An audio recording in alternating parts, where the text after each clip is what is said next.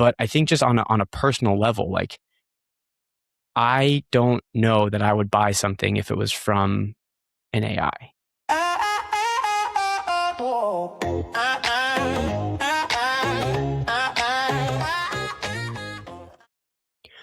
What's going on, everybody? Welcome back to another episode of Curiosity Class.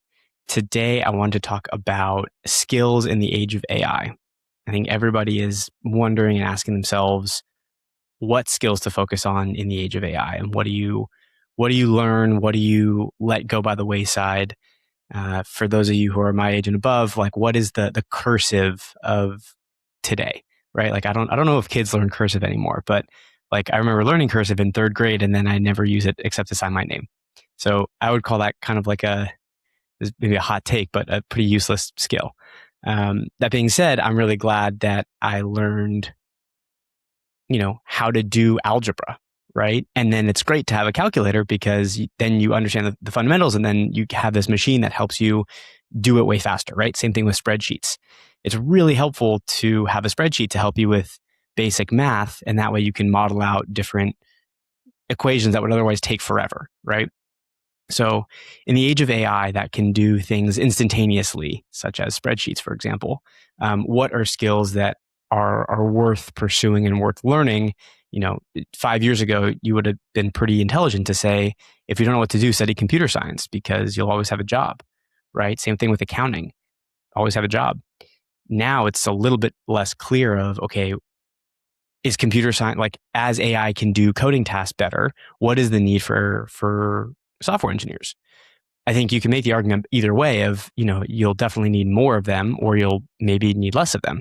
And I think both sides of the argument have their merits. But I want to talk a little bit about the skills that I think are very valid to maintain pursuit of, especially in the age of AI. So the first one is understanding. I'm going to use it, and first I'll give a real estate example, and then I'll give a non-real estate example. So the real estate example is making your own rental calculator. You could have the argument that says, go to any AI tool, tell it that I want to make a real estate investing calculator spreadsheet, and I'll use that, right? Teach me how to use it, right?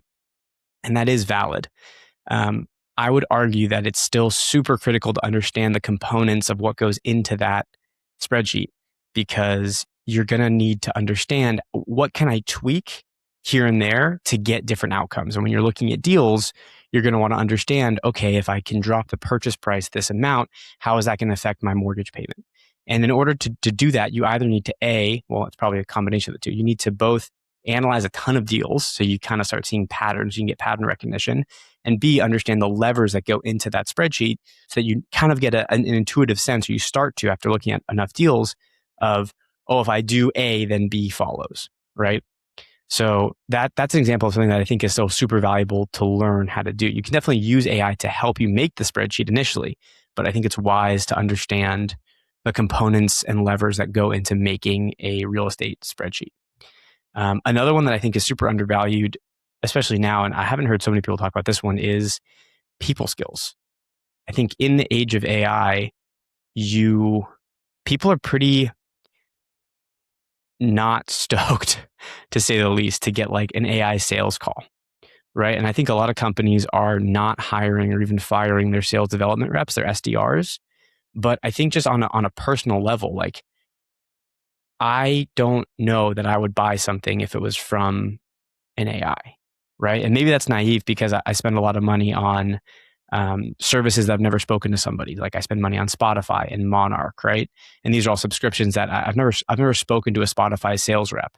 So maybe it's naive of me to say, but I think that in the age of AI, when everything is so digitized, you kind of start to see the swing back to in-person and, doing things together, and like a human to human interaction, I think is going to be a really big industry, I guess. Maybe it's just not so much of an industry as it never left, but, I feel like we went from in-person, and then during COVID, everything went remote. And now there's a little bit of a swing back to, I want to be in office. I want to go in person. I want to do like real human stuff. And I think as part of that, you're going to see a lot of folks, like all the companies that are making these like dumb phones, I think they call them, where it's like a flip phone that just does like GPS and music and phone. Like that's it. There's no true like internet browser. And I think people are really longing for that kind of return to simplicity.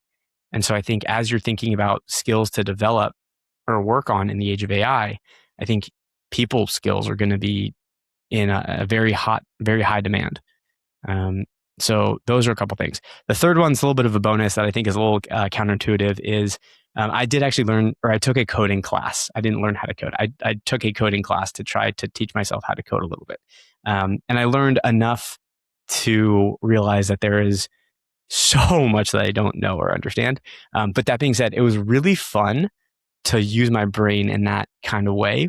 And I don't think that coding is necessarily a great skill to learn in the age of AI, but I do think it was a fun use of a couple months to spend 30 minutes in the morning just playing around with some JavaScript. So that was my hot take. I'm curious to see what other people are thinking are the valuable skills to learn or kind of dive deep on in the age of AI.